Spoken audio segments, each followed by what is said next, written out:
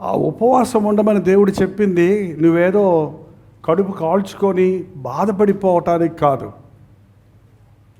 నాతో కనెక్ట్ అవ్వడానికి, లోకంతో డిస్కనెక్ట్ అవ్వడానికి. ఉపవాసం ఎందుకండి? దేవుడితో కనెక్ట్ అవ్వాలి, లోకంతో ఆత్మ దేవుడితో ఏకీభవించాలి, శరీరం కంట్రోల్ పెట్టుకోవాలి. ఈ రోజుల్లో ఉపవాసాలు ఉండటానికి చాలామందికి చాలా సాకులు ఉన్నాయి. గ్యాస్ట్రిక్ ట్రబుల్ అండి, ఎసిడిటీ ప్రాబ్లం అండి, ఇంకేంటి చెప్తారండి, షుగరు, బీపీ, తినకపోతే నరాల బలహీనత. అందుకని దేవుని వాక్యంలో ఇన్ని గంటలు ఉపవాసం ఉండాలి, ఇది దిన ఉపవాసం ఉండాలి అని చెప్పలేదు దేవుడు. ఉపవాసం అనేది నీ ఇష్టం, నీకు నీ దేవునికి మధ్య ఉంది. ఉపవాసం ఉన్నట్టుగా ఏడు మొహం పెట్టుకొని రావద్దన్నాడు. ఏంటండి, మీరు ఉపవాసం ఉన్నప్పుడు వేషధారుల వలె ముఖము శుభ్రంగా తలస్నానం చేసి ఫ్రెష్గా రమ్మంటున్నాడు. అంటే ఇక్కడ తిండి మాంటం కాదు, అక్కడ ఉపవాసం. ఉపవాసం అంటే మనందరం ఉపవాసం ఉంటున్నాం, తెలుసా మీకు? ఉంటలేదా? తింటూనే ఉంటారు రాత్రి అంతా? కాదండి, రాత్రి 8 గంటలకో 10 గంటలకో తిన్నాక పొద్దున్న వరకు తినకుండా ఉండరా కనీసం? అప్పుడు ఎన్ని గంటలైందా ఉపవాసం? 8 అవర్స్ అయిందా? 6 o'clock తింటారా? బ్రేక్ఫాస్ట్. ఇంగ్లీష్లో ఏముంది? బ్రేక్ఫాస్ట్ అంటే ఏంటి? ఫాస్టింగ్ని బ్రేక్ చేస్తున్నాం ఎవ్రీడే.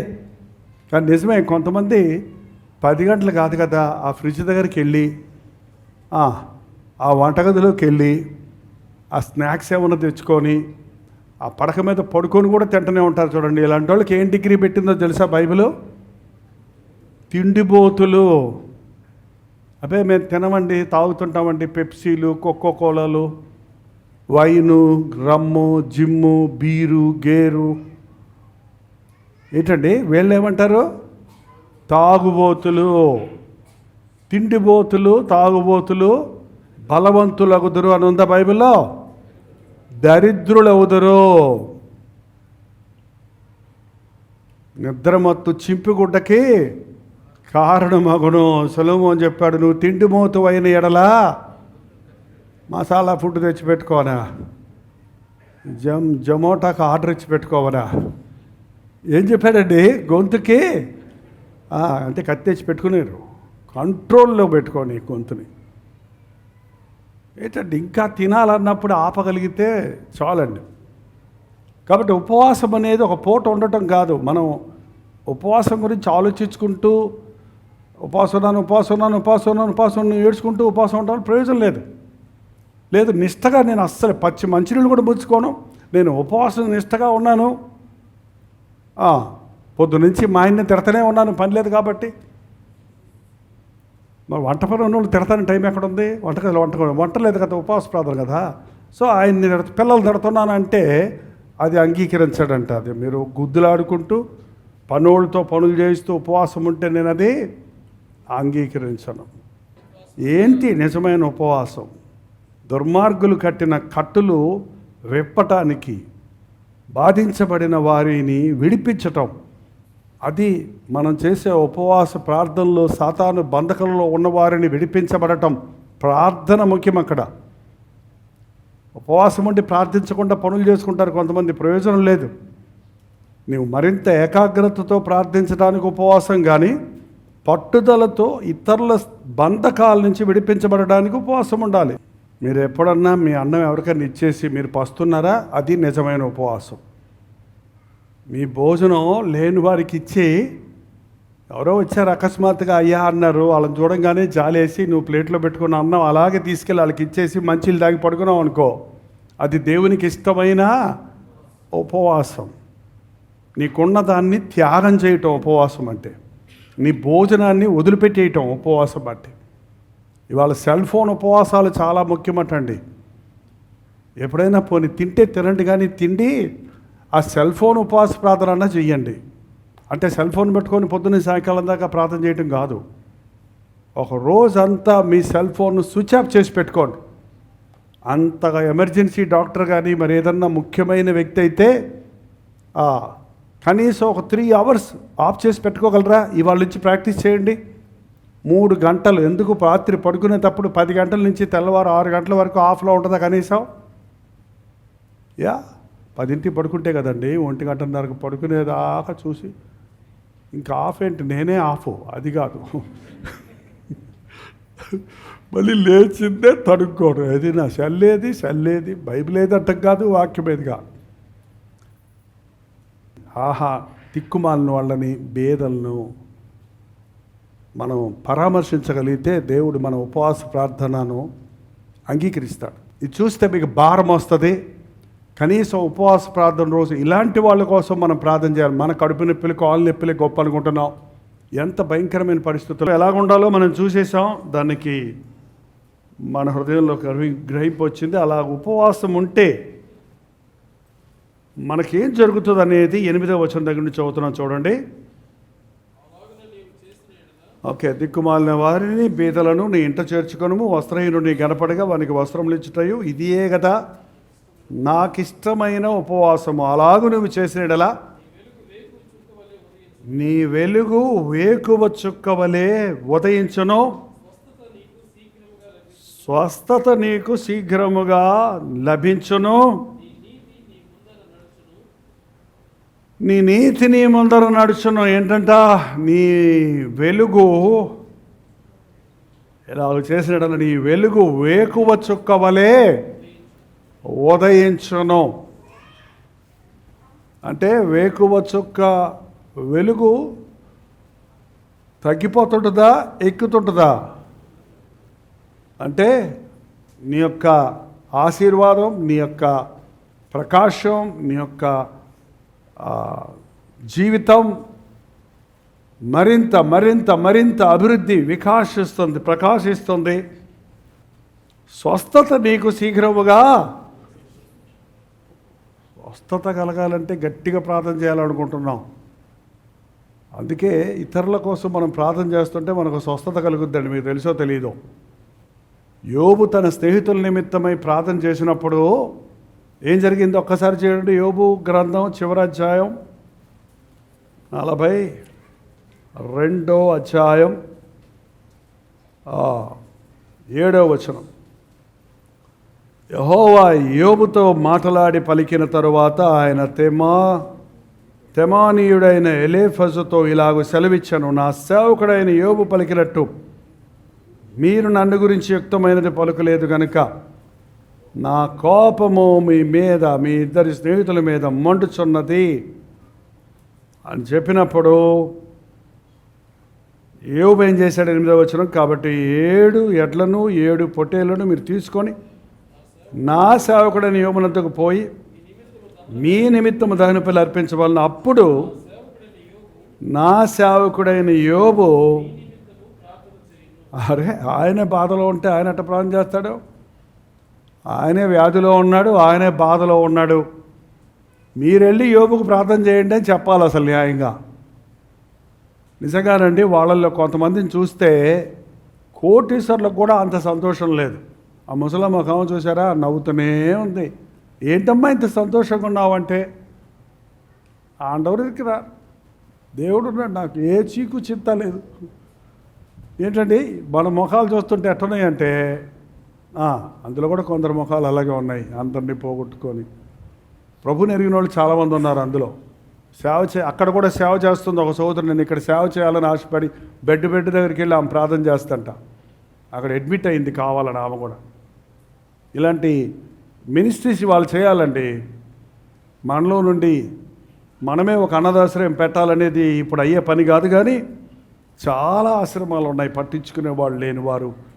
ఇవాళ ఫండ్స్, ఇతర దేశాల ఫండ్స్ ఆగిపోయినందున ఎక్కడ భారతదేశంలో ఉన్న వారిని మనమే పోషించుకునే పరిస్థితుల్లో చాలామంది ఆశ్రమాలు నడిపించలేని పరిస్థితుల్లో ఉంటున్నారు. ఎప్పుడైతే మనం ఇతరుల గురించి ఆలోచిస్తామో దేవుడు మన గురించి ఆలోచిస్తాడు. ఎప్పుడు దేవుడికి ఇతరులకు ఇస్తామో దేవుడు మన అవసరతలు తీరుస్తాడు. అది ఆయన పద్ధతి. చదవండి.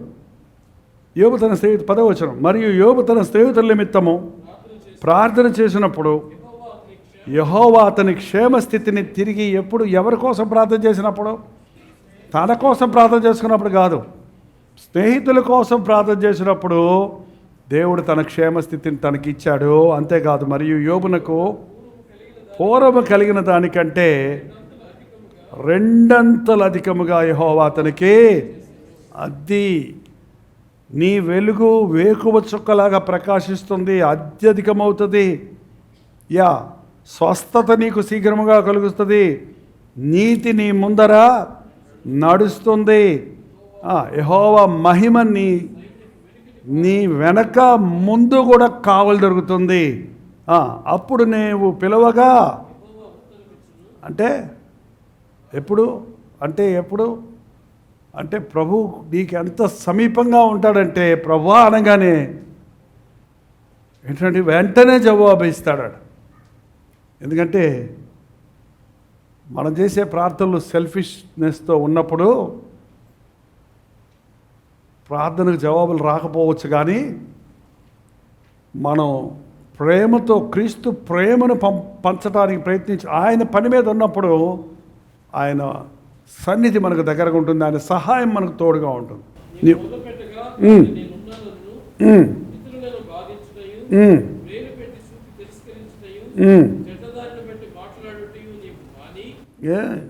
ఈ ఉపవాసం ఉన్న వాళ్ళు ఏం చేయకూడదటండి, ఇంకా మళ్ళీ అక్కడికి వచ్చింది కొన్ని రూల్స్ ఉన్నాయి.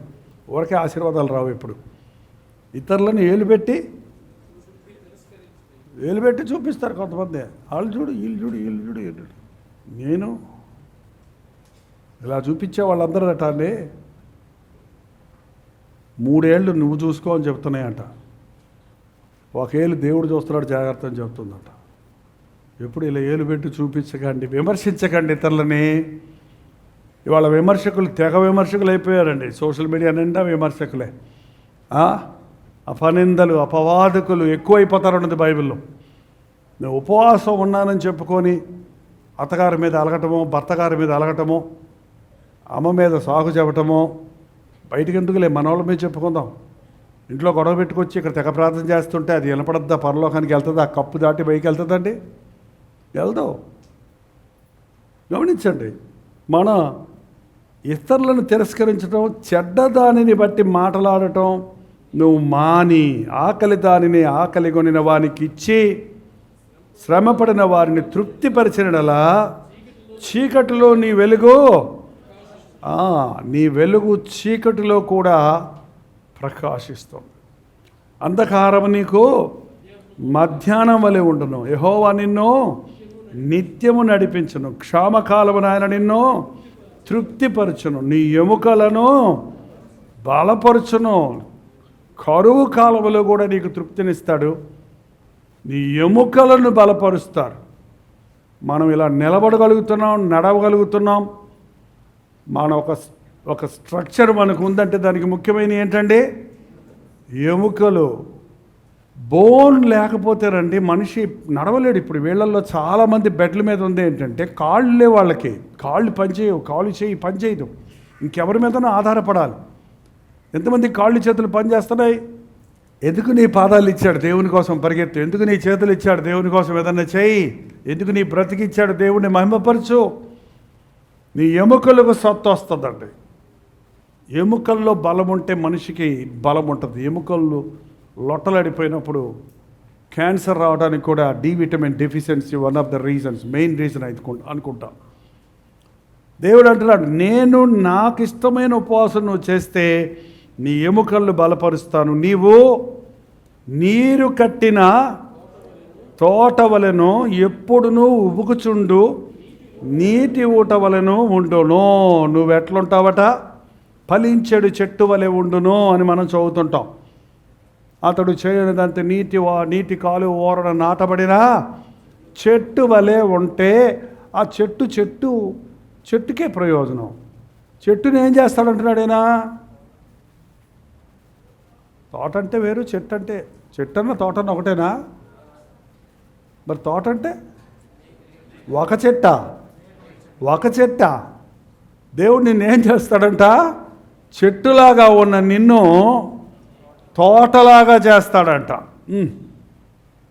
తోటలోకి ఎప్పుడైనా వెళ్ళారా? ఎలా ఉంటుంది? నీడనిస్తుంది, ఫలాలు ఇస్తుంది, రాబడిస్తుంది, విస్తరించి అభివృద్ధి చెందుతాం. అదనమాట నీ జీవితాన్ని దేవుడు ఏం చేస్తారంటున్నాడు? నిజమైన ఉపవాసం ఉండి మీరు ప్రార్థిస్తే, నిజముగా దేవుని ప్రేమ కొరకు జీవిస్తే నువ్వు ఎండిపోవండి.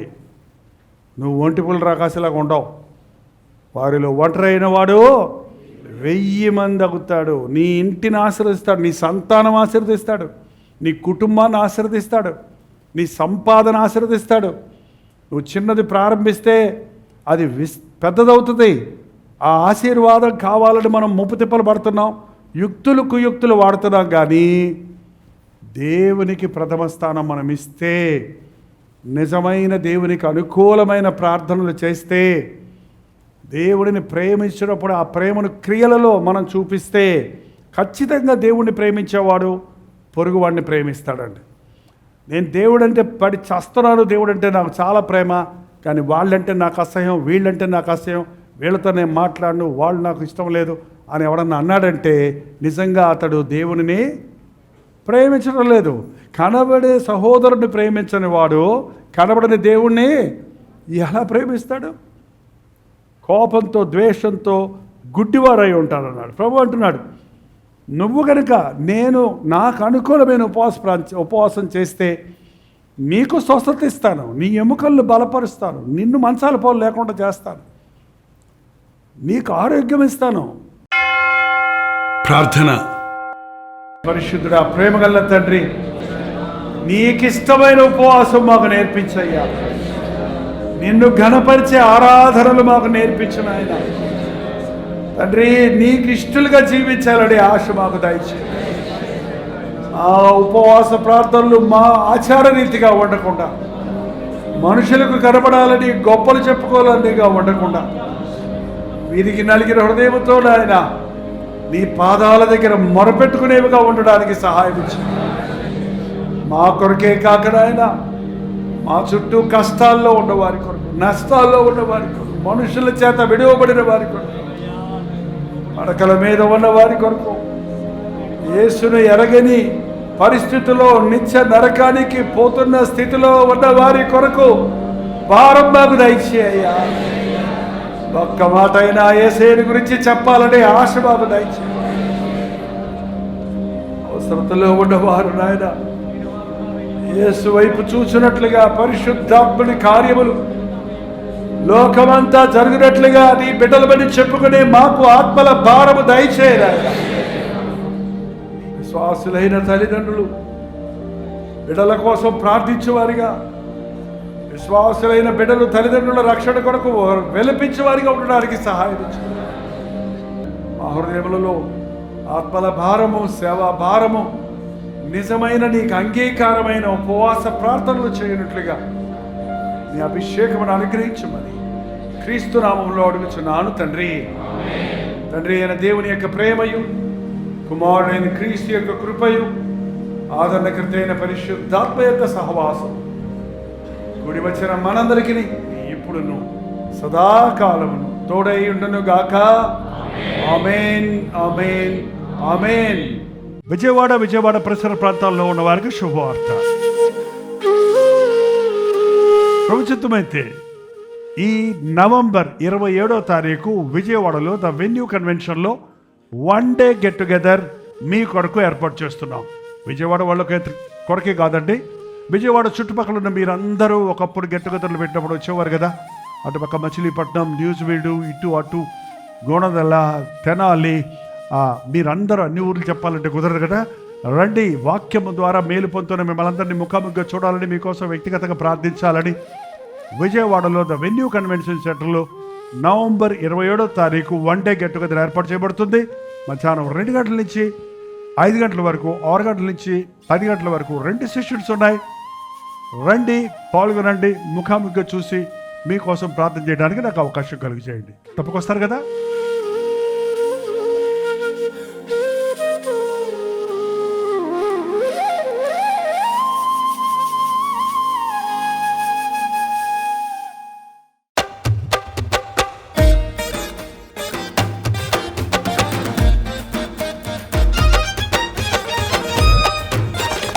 బెంగళూరు పరిసర ప్రాంతాల్లో ఉన్న వారికి శుభవార్త. ప్రభుత్వమైతే డిసెంబర్ 4వ తారీఖు మరొకసారి మీ బెంగళూరు వస్తున్నాం. మధ్యాహ్నం 2 గంటల నుంచి 5 గంటల వరకు, 6 గంటల నుంచి 10 గంటల వరకు 2 సెషన్స్గా 1 డే గెట్ టుగెదర్ను బెంగళూరులో ఏర్పాటు చేస్తున్నాం. రాగలిగిన వాళ్ళందరూ వచ్చి, వీలైతే 2 సెషన్స్కి వచ్చి దేవుని ఆశీర్వాదాలు పొందండి. సంవత్సరాంతంలో ఉన్నాం. మీరు బెంగళూరు చుట్టుపక్కల అనేక ప్రాంతాల నుంచి కూడా వస్తున్నారు. మధ్యాహ్నం సెషన్లో మీరు హాజరై అవసరమైతే మీరు ఈవినింగ్ వెళ్ళిపోవచ్చు. గుర్తుపెట్టుకోండి, డిసెంబర్ 4వ తారీఖు మధ్యాహ్నం 2 గంటల నుంచి 5 గంటల వరకు, అలాగే 6 గంటల నుంచి 10 గంటల వరకు 2 సెషన్స్ హడ్సన్ కమ్యూనిటీ సెంటర్లో బెంగళూరులో ఈ 1 డే గెట్ టుగెదర్ ఏర్పరచబడుతుంది. మరిన్ని వివరాలు కావాల్సిన వాళ్ళు 8939393939 అనే నెంబర్కి మీరు కాల్ చేయండి, లేదా QR కోడ్ ఇవ్వబడింది, మీరు స్కాన్ చేసుకోండి. మరి వాట్సాప్ మెసేజ్ పెట్టండి, మీకు అడ్రస్ వివరాలు పంపించబడతాయి. ముఖాముఖి మిమ్మల్ని చూడాలని, వ్యక్తిగతంగా మేము మీకోసం ప్రార్థన చేయాలని మేము బెంగళూరు వస్తున్నాం. కల్వరి దర్శనం టీవీ కార్యక్రమాల ద్వారా, సోషల్ మీడియా ద్వారా దేవుని వాక్యం వింటున్న మిమ్మల్ని అందరినీ దేవుడిని నిండారా దీవించి ఆశీర్వదించాలని మీ కొరకు ప్రార్థిస్తున్నాం. కాబట్టి ఈ యొక్క మీటింగ్ ద్వారా మిమ్మల్ని మరింతగా బలపరచాలని, ముఖాముఖిగా చూసి మీ లోపాలు తిప్పుతాలని ఈ గెట్ టుగెదర్ ఏర్పాటు చేయబడుతుంది. రండి, దీవించబడండి. వందనాలు.